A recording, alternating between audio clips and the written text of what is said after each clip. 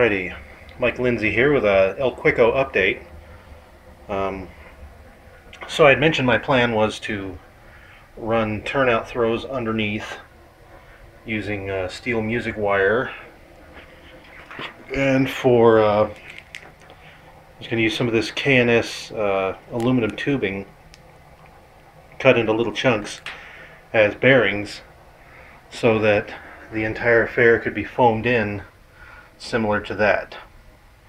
And initial results were disappointing to say the least, as the wires, this 32 thousandths music wire that I got over the distance 3.5 inches through the foam to actually throw the switch was just entirely too flexible, and I decided, okay, well, maybe wire isn't the right medium for the job.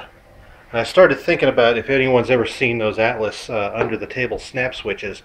They actually have kind of a thick rod that tapers up to a little pin that fits through the middle of the switch throw. So let me move some of the debris off of here.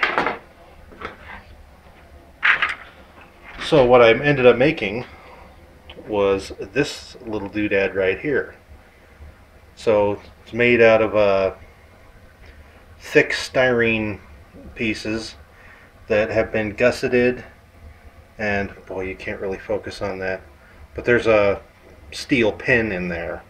Basically just drilled it out, took a length of the music wire and glued it in there along with the gussets and gluing on the end. So that joint I'm pretty confident in that joint.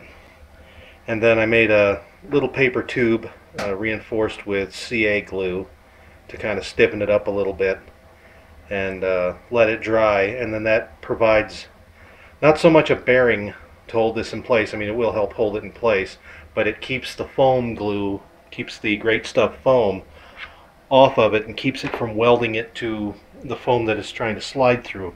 And I had much better results with that. So let's set this little module down here. So you can see I've done this one here. There was also an attempt to top mount a ground throw, and I just wasn't happy with that either, and kind of defeated the purpose of why I did all this other work. But this works exactly as planned. So that's what I'm going to move forward on with all of these.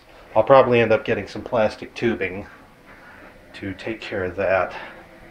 And I also want to show you this little shelf I made. It's hard to do this with one hand, but we'll manage. The idea being that thing will sit in the module like so and serve as a mounting point for the ground throws. Obviously I'll have to trim that wire a little bit in order to have a proper surface for the throws, but that's functionally it. So here's El Shelfo. Need to do a little work to get that bolted and glued in. So I had mentioned the bull nose earlier, and this is said nose.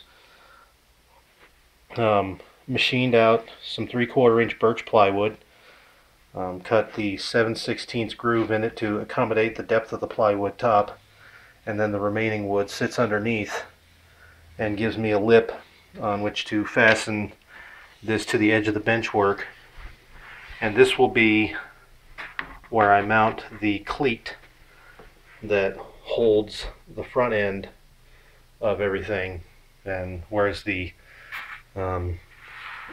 backstop will obviously hold the backside of it. So this is how this stuff is coming together.